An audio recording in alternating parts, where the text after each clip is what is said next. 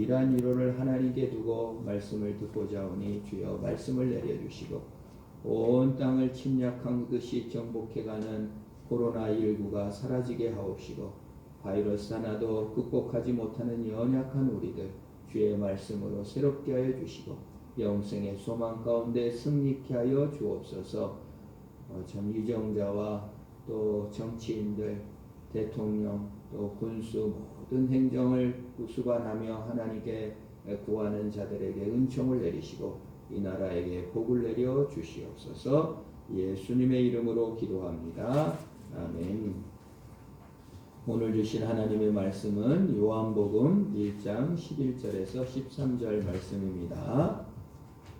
사도 요한이 쓴 정말 복음의 엑기스 마지막 요한계시록과 함께 우리에게 주신 소중한 말씀입니다. 제가 말씀을 봉독합니다. 자기 땅에 오매 자기 백성이 영접하지 아니하였으나 영접하는 자 곧 그 이름을 믿는 자들에게는 하나님의 자녀가 되는 권세를 주셨으니 이는 혈통으로나 육정으로나 사람의 뜻으로 나지 아니하고 오직 하나님께로부터 난 자들이니라. 아멘. 우리 인간에게 가장 큰 상처, 두려움은 무엇일까요? 그리고 근본적으로 우리 마음을 아프게 하는 것이 무엇입니까? 배고픔이 되었다, 또 그런 것일지 모르겠지만 우리 모든 인생의 가장 큰 주제는 거절감입니다. 박탈감입니다. 그것이 상처가 되는 것입니다. 배반을 당했다, 거절을 당했다. 그것처럼 아픈 것은 없어요. 부모로부터 거절당했고 친구로부터 배반당하고 사업 동료로부터 거절당했을 때 얼마나 큰 슬픔입니까? 종종 TV 프로그램을 보면 해외 입양 간 자녀들이 나옵니다. 부모를 찾아와요. 왜 내 부모는 나를 버렸을까? 왜 나를 사랑하지 않았을까? 해외 덴마크나 미국이나 영국 다 잘 사는 곳에서 좋은 것을 먹고 좋은 양부모를 만났어도 그 마음의 그 큰 구멍, 나는 태어나자마자 버림받았다는 그 큰 구멍을 메꾸지 못하고 한국에 찾아와서 부모를 찾고, 또 우리 좋은 케이스만 한국에 이제 TV에 나오지만요, 그 입양 간 사람들이 여기도 속하지 못하고 저기에도 속하지 못하고 늘 방황하고 참 큰 절망, 거절당했다, 배반당했다는 좌절로 사는 사람들이 참으로 많은 것입니다. 그래서 한 번이라도 왜 날 버렸어요? 왜 나를 태어나자마자 사랑해주지 않고 버렸어요? 그 소리라도 한번 해보려고 찾아오는 사람도 있습니다. 인간은 가장 큰 주제가 그겁니다. 왜 나는 사랑받지 못하고 거절당했을까? 왜 나는 배반당했을까? 그것이 우리 가슴에 깊이 주제로, 모든 인류의 가장 큰 주제 중에 하나가 상처와 거절감, 배반감입니다. 여러분, 여자친구랑 사귀어요. 근데 딱 눈치를 보니까 나를 찰 것 같아. 그래서 먼저 어떻게 해요? 거절당하고 차일까 두려워서 먼저 차. 그 거절이고 상처에 대한 두려움이 우리를 그렇게 만들어 갑니다. 그래서 상처를 받았다는 말은 또한 나도 끊임없이 상처를 준다는 말입니다. 사실 배반을 당했다는 말은 나도 끊임없이 배반을 하고 있다는 거예요. 배반당하기 싫기 때문에. 또 거절당한 감정으로 늘 시달린다는 것은 나도 누군가를 날마다 거절하고 있다는 사실이기도 하는 것입니다. 그런데요, 상처와 배반과 거절감이 사실은 어디에 있습니까? 우리 마음에 있습니다. 우리 마음의 결정들입니다. 내가 내 마음에 상처를 받았구나. 실체는 없습니다. 여러분, 거절감이나 배반의 실체는 마음에 있는 것입니다. 한 걸음 더 들어가 보겠습니다. 이 마음의 결정의 실체, 그건 무엇입니까?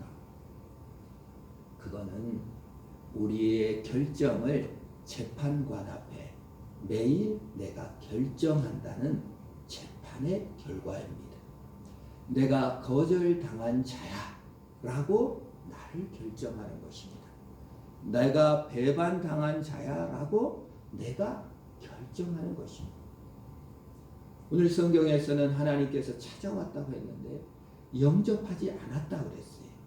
하나님이 사랑해 주러 왔어도 우리의 마음이 결정하는 것. 왜? 하나님에게조차도 배반당할까 봐. 하나님이 버렸다고 생각하기 때문에 내가 먼저 하나님을 거절해 버리는 것이에요. 마음의 재판을 해버리는 겁니다. 마음의 결정을 해버리는 겁니다. 이것이 인간의 가장 큰 문제점이에요. 예수를 못 믿는 이유가 거기에 있어요. 내 마음의 결정을 해버려요.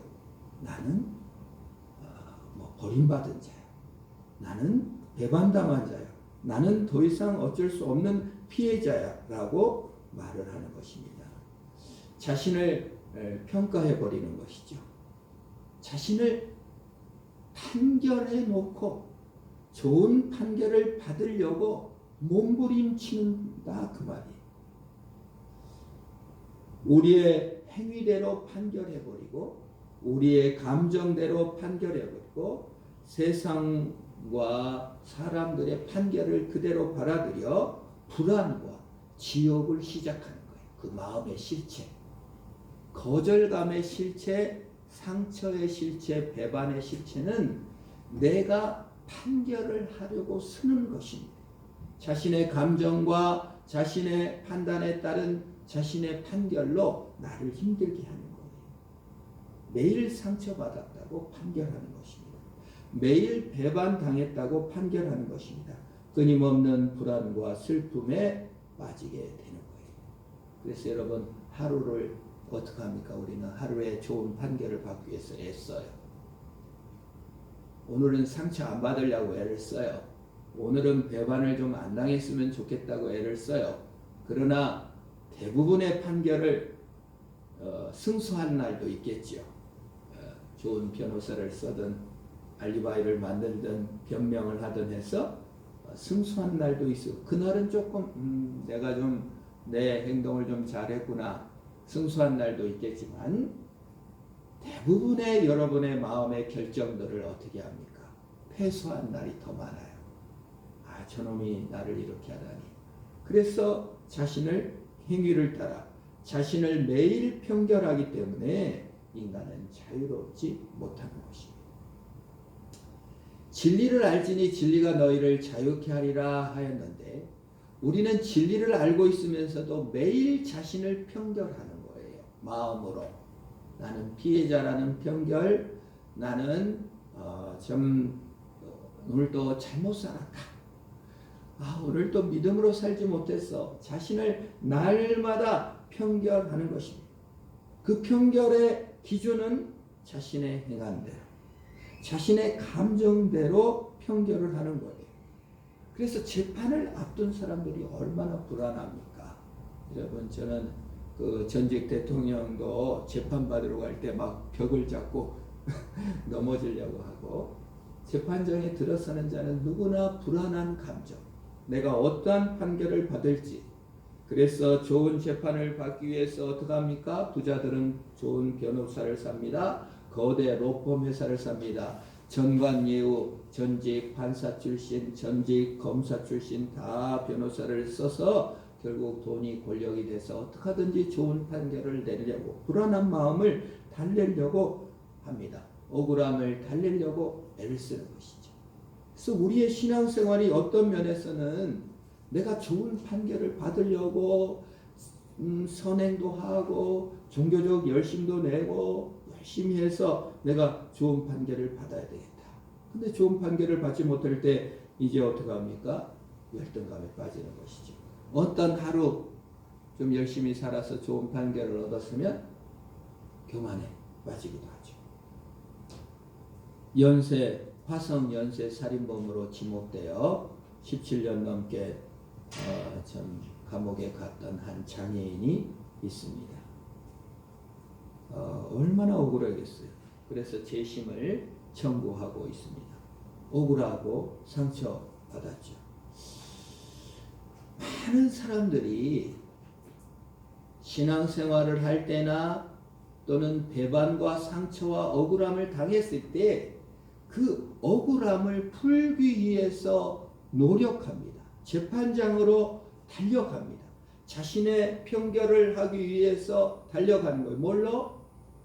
행위로, 감정으로, 결정들로. 이 재판을 유리하게 만들어 가야지. 어떻게든지 내가 이 억울함을 풀고 말 거야. 이 상처를 어떻게든지 극복해야지. 이 배반감과 이 거절감을 어떻게든지 극복해야 돼. 라고 생각하며 재판장으로 달려갑니다. 여기에 문제점이 무엇입니까? 기독교도 그렇게 많이 믿어요. 좋은 판결을 위해서, 심판을 피하기 위해서 애를 씁니다. 변호사, 신앙행위, 열심을 내는 거. 여기에 문제점은 무엇입니까? 구원자가 하나님이 아니고 내가 메시아고 내가 구원자라는 거예요. 그 판결자가 나라는 거예요. 그 결정을 누가 내려요? 그 판결을 누가 내려요? 내가 내려요. 누가 영접하지 않았어요? 내가 영접하지 않은 것입니다.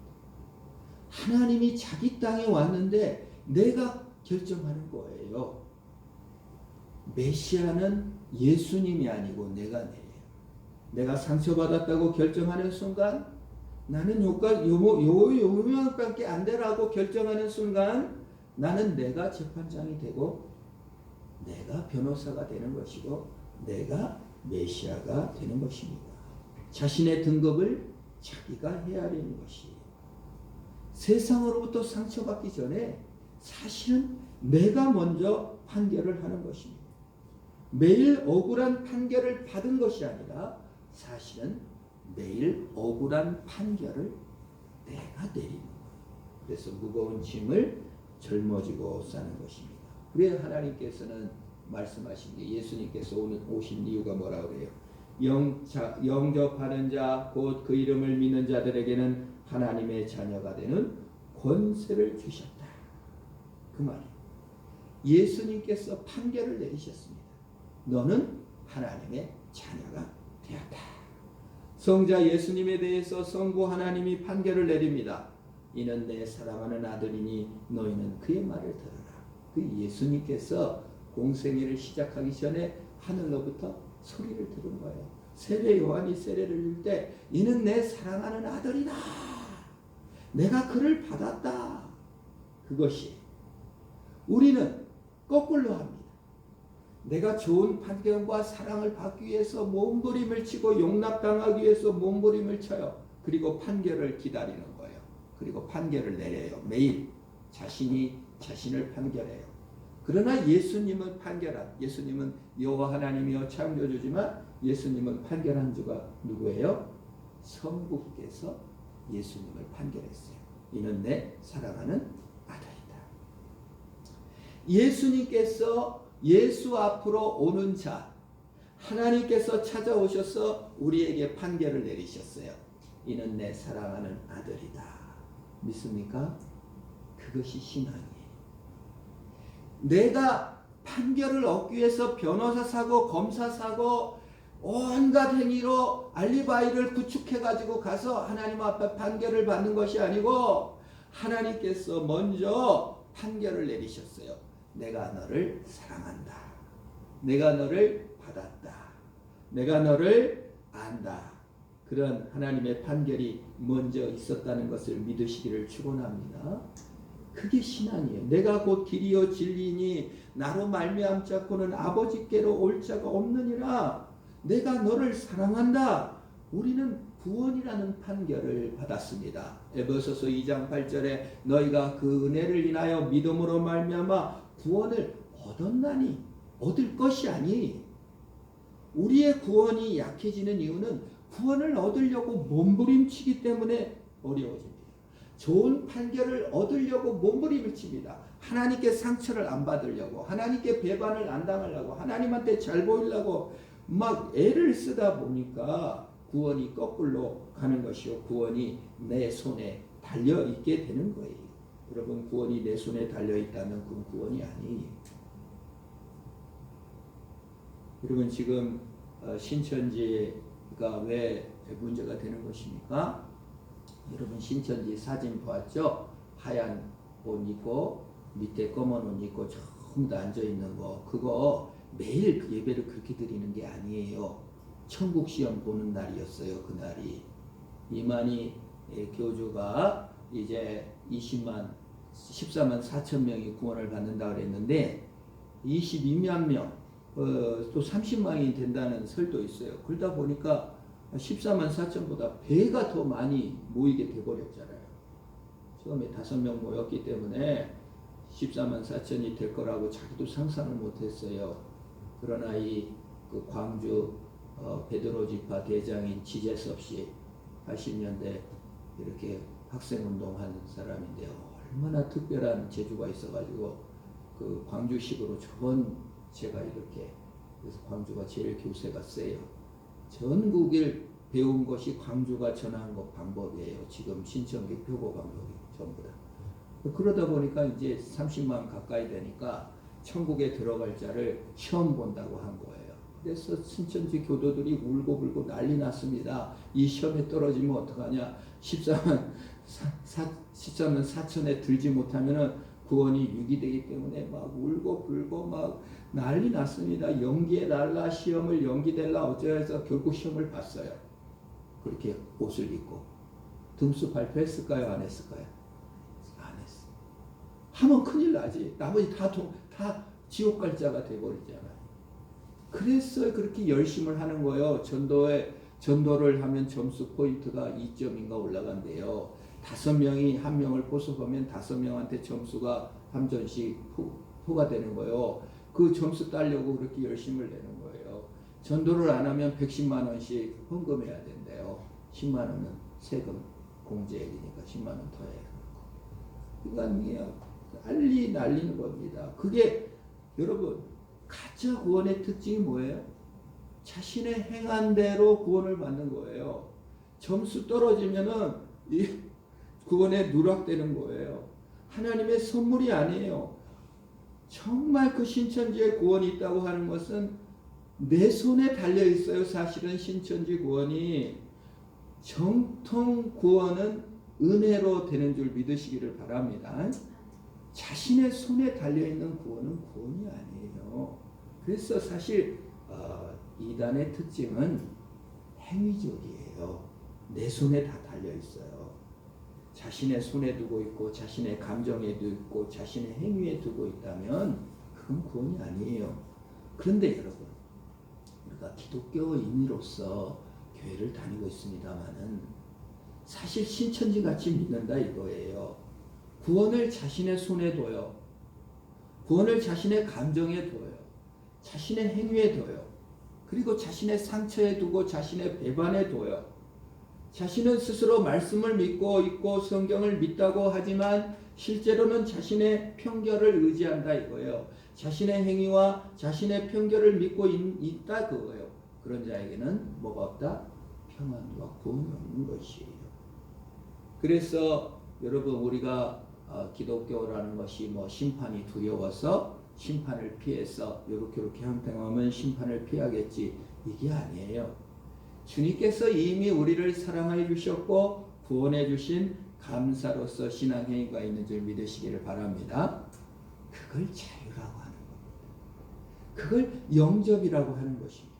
이미 자녀가 됐는데 맨날 심판이 무서워갖고 구원에서 떨어질까봐 그냥 바코드 찍고 이렇게 교회를 다닌다는 거예요. 신천지가. 그래서 주일날, 수요일날 이런 거 다 기록에 올라가 있는 거예요. 신천지 정도는요, 컴퓨터적으로 우리나라 최고예요. 매일 주일 출석이 중앙에 보고됩니다. 지금 자료 준 거, 그거가 잘못되어 있을 확률이 없어요. 원래 너무 전산적으로 완벽하기 때문에. 6개월만 안 다니면 이제 사망 선고 돼가지고 전선에 뺀다고 하죠. 여러분, 그런 불안한 생활, 불안을 피해 내 위로로 끝나고 내 심판을 면하기 위해서 내 편결이라면 그는 구원이 아니라 그 말이에요. 우리는 이미 판결을 받았습니다. 의롭다. 누구든지 그리스도 안에 있으면 새로운 피조물이 된 것이고 예수 그리스도께서 의롭다 한 자가 된 줄 믿으시기를 축원합니다. 그리스도 예수 안에는 우리 하나님의 자녀가 되었다. 오늘 성경에 권세가 되는 권세를 주셨다. 될 것이다가 아니에요, 여러분. 미래형이 아니라 완료형이에요. 하나님의 자녀가 이미 돼버렸고 무죄 판결을 이미 받은 거예요. 그게 신자의 신자의 정체성입니다. 로마서 8장 1절에 그러므로 그리스도 예수 안에 있는 자에는 결코 정죄함이 없나니 그리스도 예수 안에 있는 생명의 성령의 법이 죄와 사망의 법에서 너희를 어떻게 했다고요? 해방하였다. 자유를 주었다라는 뜻이에요. 예수를 믿으면 자신을 편결하는 편결에서 자유를 얻어야 됩니다. 거절감과 배반에서 자유를 얻어야 됩니다. 남을 평가하고 판단하는 데에서 자유를 얻어야 됩니다.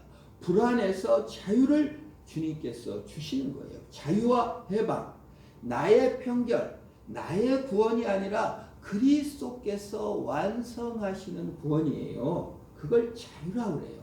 그걸 특권이라고 합니다. 권세라고 합니다. 상처에서 자유입니다.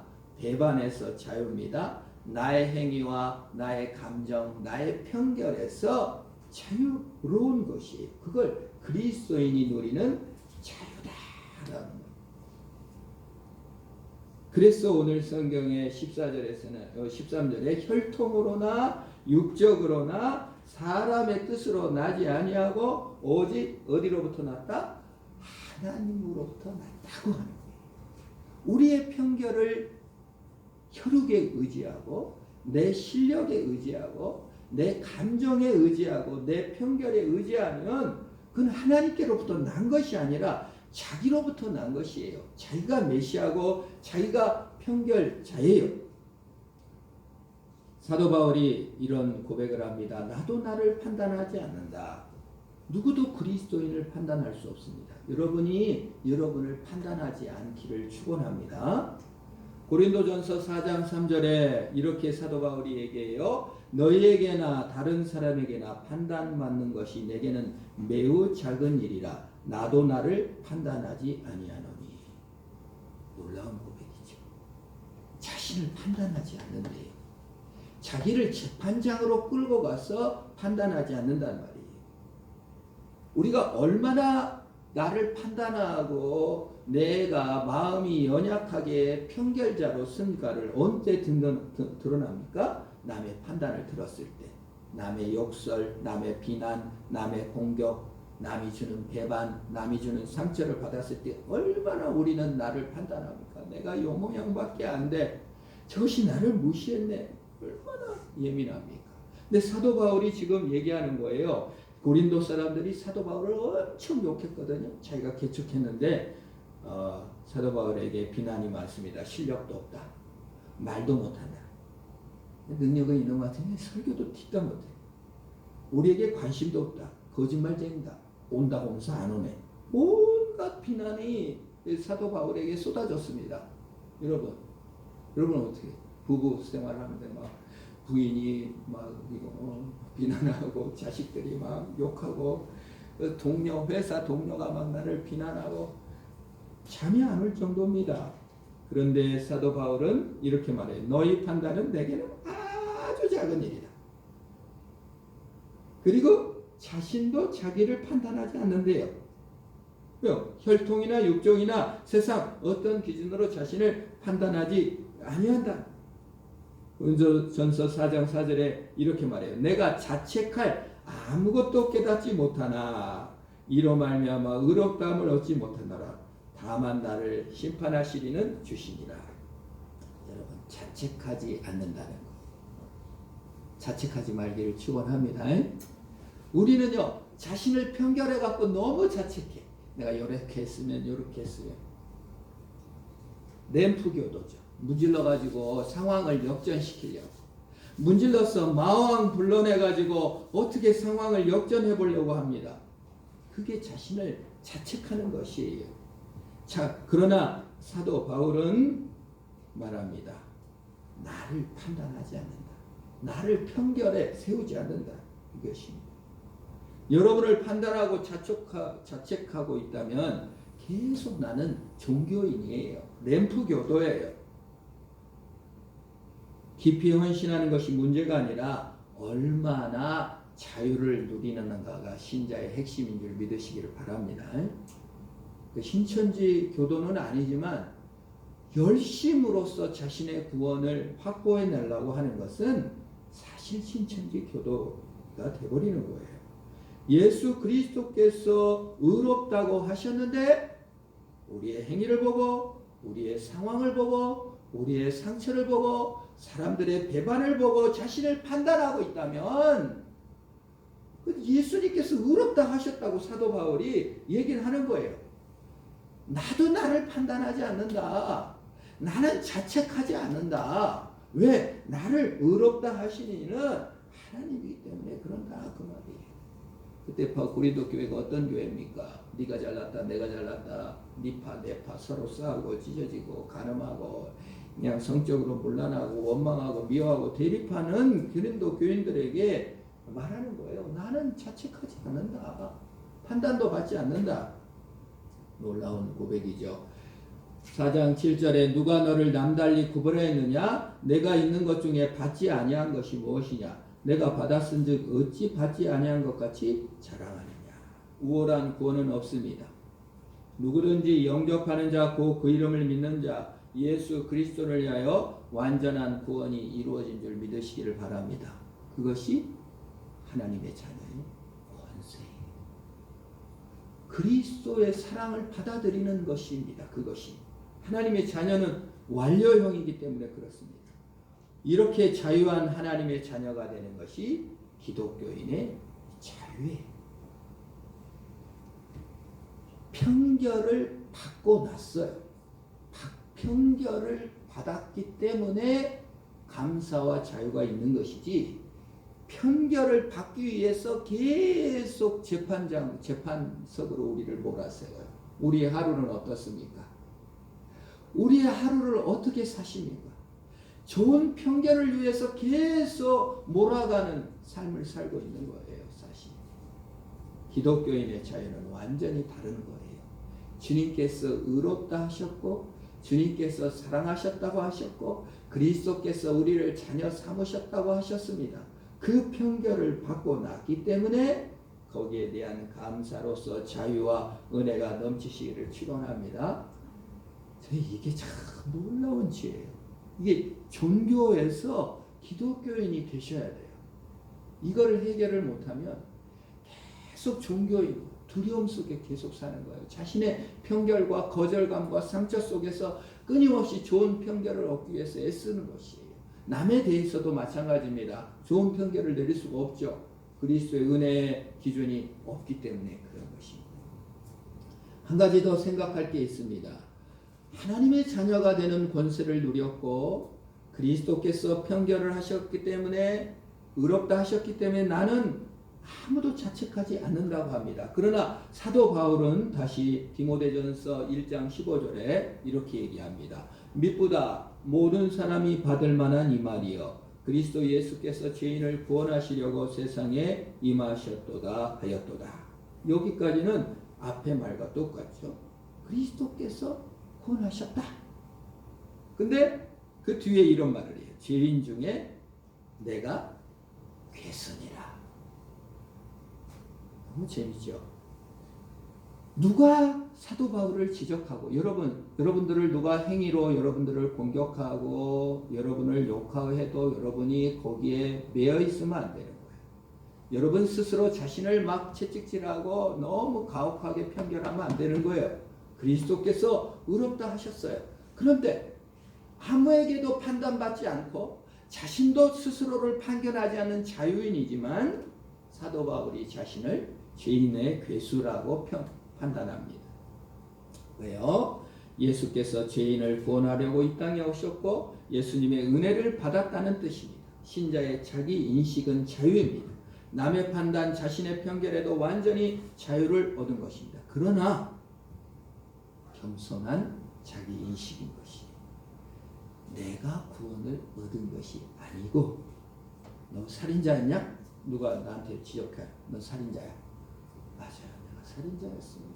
넌 죄인이야? 나 맞아요. 죄인이요. 그래서 예수님이 필요한 은혜가 있기를 축원합니다. 이게 신자의 자기 인식이에요. 신자의 자기 인식은 상처나 배반이나 거절감이나 원망이나 모든 것에서 자유롭습니다. 스스로 누가 정죄해도 정죄를 받지 않습니다. 그것이 신자의 자기 인식입니다. 그러나 누가 뭐라고 해도 그래. 그래서 나는 주님의 은혜가 필요하다라고 자유롭게 얘기할 수 있는 것이 신자의 자유인 것입니다. 내 자존심을 섬기지 않고 하나님을 섬기기 때문에 그렇습니다. 우물가의 여인이 결혼을 6번 하고 지금은 결혼식을 안 올리고 어떤 남자랑 동거하고 있었는데 부끄러운 일이죠. 자기가 판단할 때 자기도 부끄러워가지고 아무도 없는 모두 다 일사병 때문에 죽을까봐 아무도 낮에는 우물에 오지 않는데 혼자 몰래 우물에 와서 물을 몰래 떠가려다가 예수님을 만나고 자기가 그리스도 은혜를 받고 나니까 과거의 내 갈증, 내 욕망, 내 상처, 내 눈물이 더 이상 그것이 자신을 보호하는 것이 되지 않고 자존심이 아무것도 안 돼서 동네 나가서 여보세요. 내가 이거 여러분 다 알죠? 네 6번 결혼한 거 그거 다 나한테 그거를 말해주고 내가 이렇게 갈증의 존재였음을 일깨운 사람이 있습니다. 참된 만족이 있는 정말 그리스도 아닙니까? 사람들이 좀 다 따라갔다는 거예요. 그걸 보고 우리 안에 모두 다 죄 문제로, 갈증 문제로, 상처 문제로, 또 배반의 문제로 괴로워합니다. 그러나 그것이 그리스도 예수 안에서는 더 이상 아무 문제가 되지 않습니다. 그러니까 자신의 연약함이나 죄성이나 낮음을 자랑할 수 있게 되었다 그 말입니다. 구원의 자유는 남보다 우월한 자유가 아닙니다. 하나님 앞에 겸손한 자유. 여러분 자유를 누리시기를 축원합니다. 어떤 죄도 주님보다 크지 못하고 어떤 자유도 주님이 주신 은혜보다 크지 못하고 어떤 상처도 주님이 주신 은혜보다는 크지 못해요. 그 주님이 내 상처를 치료하시고 그 주님이 배반당하고 용서받지 못한 나를 용서해 주셨기에 그 사랑을 의지하는 것입니다. 내 상처가 더 크게 보이나 주님의 은혜가 더 크게 보이나 내 배반이 더 커 보이나 주님의 은혜가 더 커 보이나 주님의 은혜가 더 커 보이나 내 상처와 내 배반은 아무것도 아니고 죄인 중에 개수여도 주님의 구원하심이 너무 커서 내 정체성이 자유로운 자가 되는 것. 그것이 바로 혈통으로나 육정으로나 사람의 뜻으로 난 것이 아닌 하나님께로서 난 구원이 나에게 임했다. 믿으시기를 바랍니다. 사람의 뜻이 아닌 하나님 여호와 하나님이 내게 오셔서 나를 사랑해 준 것. 그리고 그 편결을 의지하는 것이 신앙인 것입니다. 내가 얻어내는 것이 아니라 하나님이 내린 그 편결 안에서 자유와 기쁨을 누리시는 저와 여러분 되기를 축원합니다. 우리 반주해 주시고요. 우리 한번 기도하겠습니다. 조용히 혈육이나 자신의 행위를 의지하지 않는 그리스도인의 자유를 누리게 하옵소서. 하나님의 편결은 하나님의 자녀가 되는 권세를 주셨다고 했습니다. 내 편결로 의지하는 신자가 아닌 주님의 편결을 의지하는 자 되게 하옵소서. 기도하겠습니다.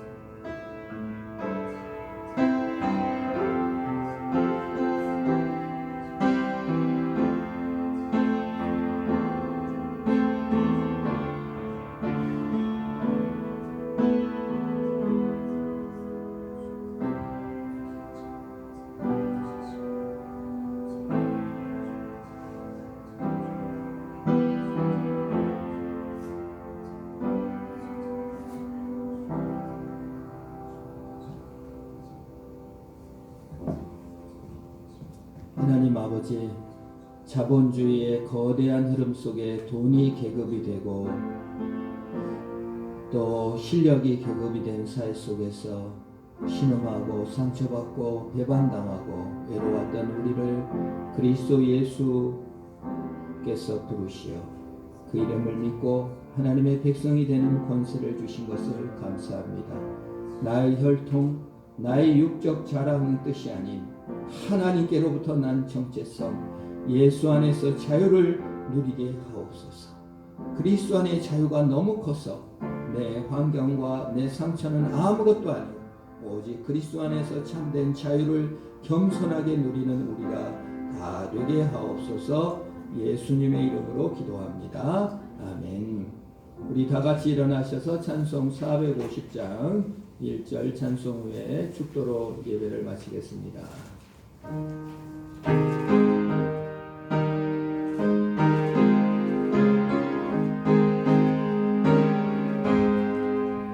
내 평생 소원이 없는 주의 일 하나가 이 세상이 변하는 날 주님 앞에 가리라. 아멘. 기도합니다. 우리 주 예수 그리스도의 은혜와 하나님 아버지의 무한한 사랑과 성령 하나님의 위로 교통하심이 하나님의 자녀가 된 권세 안에 그 자유를 누리는 이를 다짐하는 성도들 머리에 이제로부터 영원토록 함께 하시기를 축원하옵나이다. 아멘.